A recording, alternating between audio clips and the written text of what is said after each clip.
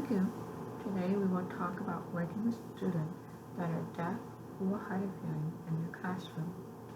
This video is going to show you and help you get a better understanding of what to do and how to give the best learning environment for your student.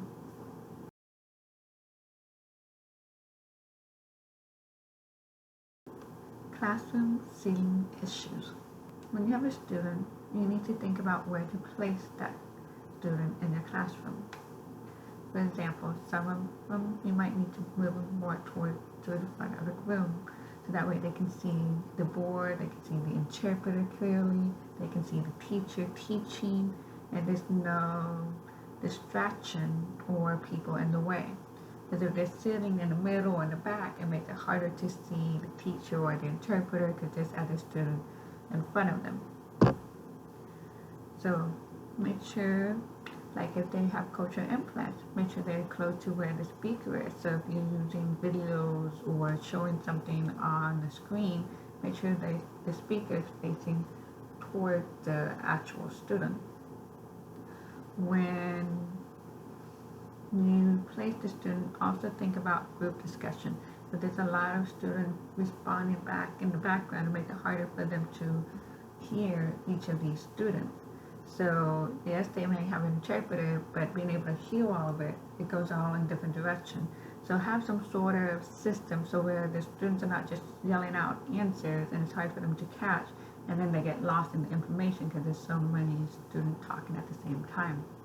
So be sure to think about it. Maybe have the student raising their hand, taking turn on when they're sharing information.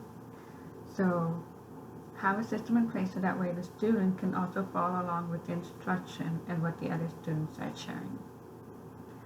I also recommend having some sort of felt or fabric in the room. That way it'll help absorb the noises in the room, because if you don't, and if you have like a hard floor like tile, it makes it really hard to hear because it becomes very echoey, and especially with the desk moving and shuffling, it's kind of hard to receive all these hearing and sounds when the students are sharing, when it's too busy being noisy.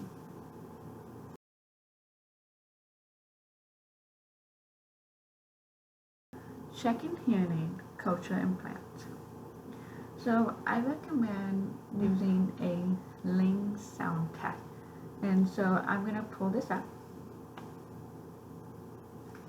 So the Ling sound test is very useful because it shows and helps you to see if the students are able to hear a particular sound, if their hearing aid is working.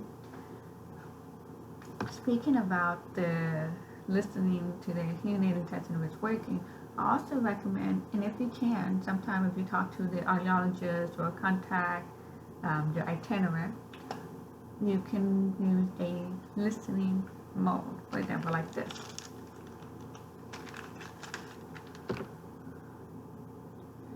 So what it is you have a custom-made ear mode. Put it in your ear. On this side, you would put it on the student's hearing aid mode, and then you'll be able to hear if it's actually working or if there's a technical issue, because sometimes like the battery's dead and they're not able to tell you and they're still learning how to troubleshoot their hearing aid. Oh, okay, it works. And I recommend doing this in the beginning before actually teaching class. I recommend also checking if their batteries are dead, asking them to replace it.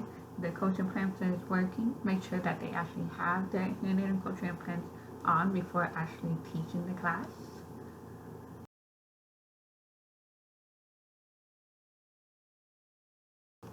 Additional amplification equipment. So examples of additional amplification equipment would be like FM system, the speakers. So an FM system, what is that? An FM system is where the teacher or the speaker, so the student can wear it as well, wears a mic. And usually there are various kinds of how it looks like, but one of the typical ones is like they have a necklace and then there's the mic. This mic transmit the information that is being spoken to the student. The student will have the hearing, and it will be a booth that connects into the hearing. It is kind of like directly talking to that student into their ear. Even though you may be in a different direction, it still sounds like you're talking straight to their ear.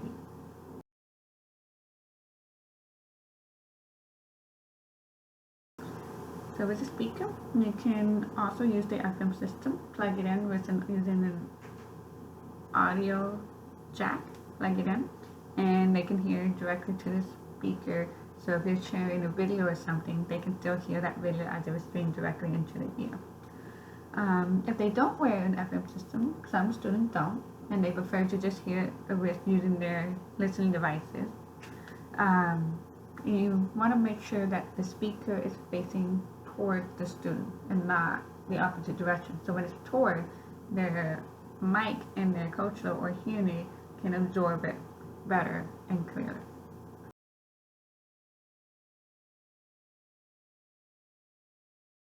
Use of classroom personnel.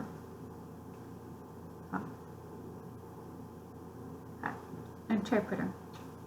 What do they do? Interpreter, they sign the information to the student. So if the teacher is using his voice and is presenting, or a student that is presenting or saying something in the classroom, the interpreter will listen for that student, and they will sign for the student. So that way the student is still receiving all the information that is being shared in the classroom. Sometimes the student might voice themselves, and the interpreter will just wait until the person responds back to that student. Sometimes the student will not voice for themselves, and that's okay. There's very different kinds of students. And if they don't voice for themselves, the student will sign to the interpreter, and the interpreter will voice for the student. That way everyone has access to what the student has to say. Note taker. So this is the person who takes notes.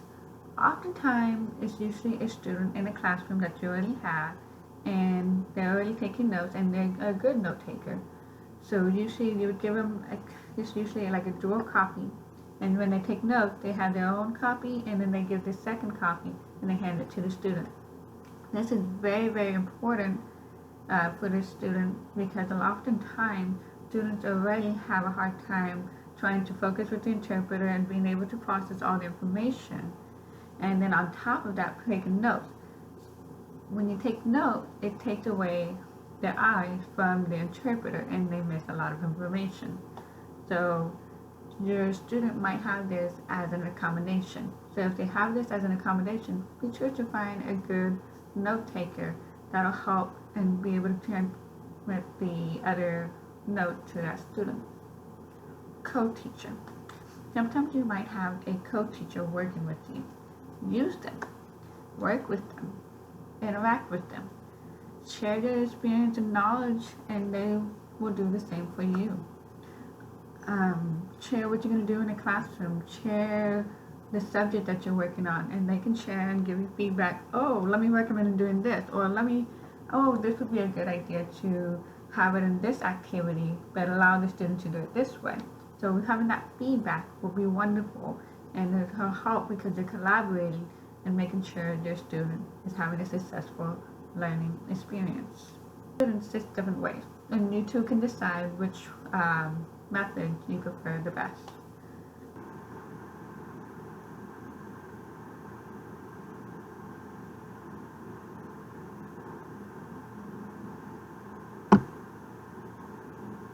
Figure out what system works for you two, and work it out so that way you're making sure that your student have a successful experience.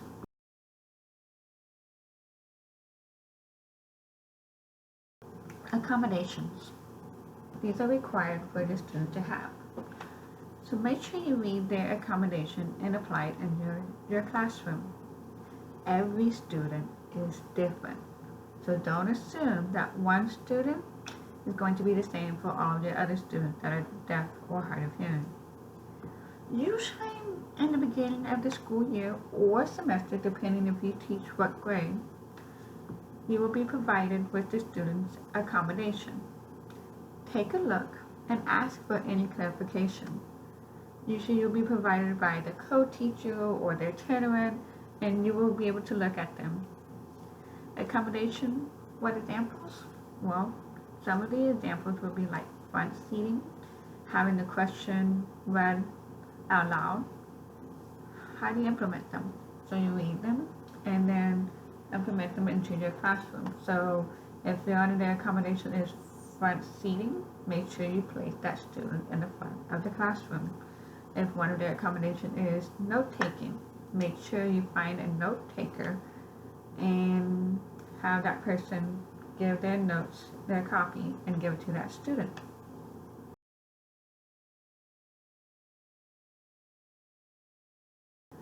Visual support. There are many ways to make sure that your teaching includes visuals. So some of the examples are anchor chart, projector, word wall, an outline. So before you teach, you have an outline of what today's lesson is going to be about, and that'll help them guide them and have a visual reference. So visual supports are a wonderful way to help the student, because many times students are visual learners because that's what they receive, and since the audio is not their primary method of learning. But every students are different, but I highly recommend having visuals in the classroom for them to refer back to.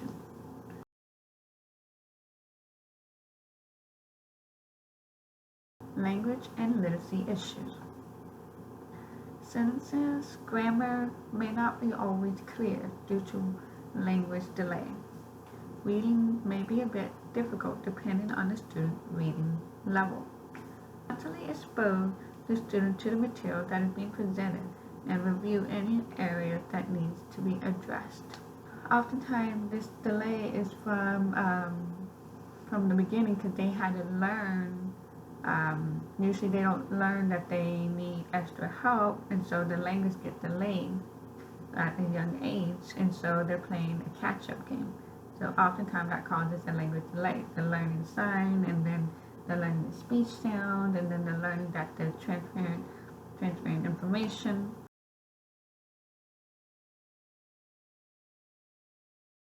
If they have a hearing device, blah, blah, blah. If they have a hearing device, that doesn't mean that they can hear everything. Not true. Using a listening device doesn't always mean that the speech is now clear. Usually there's always a little bit of difficult, ambiguous. Their direction may be still off. Doesn't mean now they know where, oh, I heard that is from here. It still has difficulty in finding where the sound was made.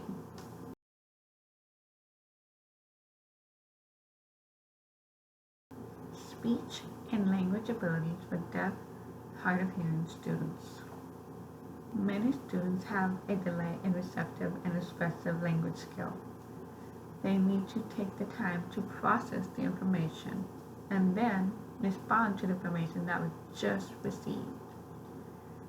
This can also cause some difficulties with their peers in the classroom. They're taking in information, and then now they're ready to talk around their friends, and this can cause them to feel a little bit more isolated because they feel they need more time, and they're talking quickly, and they can't really be involved.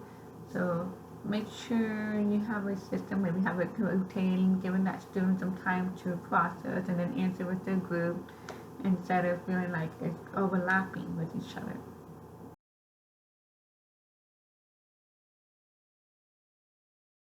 Checking for understanding, loudness of speech. Check with the student and the audio system that is being used. For example, their hearing aid, FM system, speaker, etc. before beginning their class. That way, everything will run smoothly. Have a system in place in the beginning of the year or semester. If there's any issue or a a device not working anymore. Have a system in place in the beginning of the year or semester. For example, if there's something that's not working, you already have a system in place so you know. But the student might say, they have a symbol H, and you know, they're already having the speaker or something, or the FM system is not working anymore, and you can come to that student and work it out instead of being confused and not sure how to address the system when this situation occurs during the school year.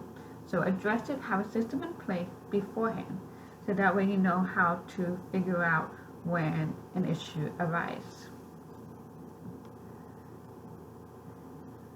To check for understanding, make sure the student is able to tell you what the expectation or homework in their own words. So for example, so you might want to come up to the student and be like, so can you tell me what we're going to do, what the activity is right now? And they should be able to answer, oh, the activity is da-da-da-da.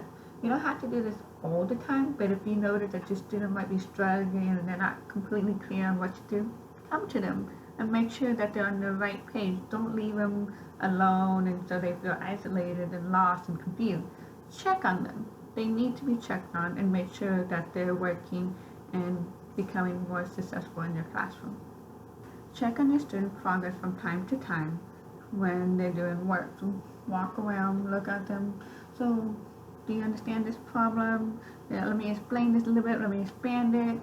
If you notice they're stuck on a number problem, you can, hey, let me explain this. Tell me what you understood.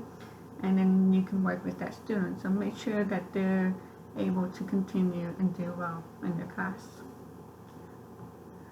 Also have a check system to be sure that your student is able to hear you well. So before class starts, hey, FM system working, unit working, everything ready, great, okay, and then move on instead of being paused during class because you decided not to do this before class started.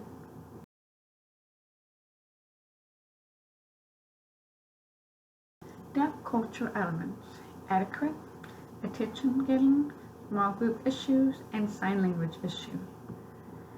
So it's very respectful to look at the student when talking with the student or talking to the class instead of looking at the interpreter. Because if you're looking at the interpreter, your focus is on the interpreter and it's more of a one-on-one conversation with the interpreter. You don't want that. You want the student to be your primary focus. So you want to talk to the student, even though the student may be looking at the interpreter to gather the information, but you should be looking at the student. When you're talking with the student, don't always rely on just calling their name. Sometimes it feels nice to have another form, another way of attention. So maybe tapping the student, hey, how's it going? What are you doing? So tapping is one way you can get your student's attention. You can also do, if you wanted to do a class attention, like if it was something important, instead of just, hey, you could probably do the light method. So you can turn it on and off. And then so that way you have everyone's attention, all the students, and you're not just singling out one student. You have all the attention and you can proceed to your important information. Try not to provide too many students in a small group. The ideal situation would be maybe 2 to 3 in a group. If you have way too many, it can overlap and too many conversations going on. Make sure you also have a voice system in place. So if you have some students that are so loud, it might be hard to hear the other students. Preferably have them in a circle so they can see their face, their expression, their voice is being projected towards their direction of that student. Try not to give instructions during transition time. When it's transition time, students are moving, they're walking, book might be shuffled, it's hard to see the interpreter, it causes a lot of difficulty and it may be frustrating for that student.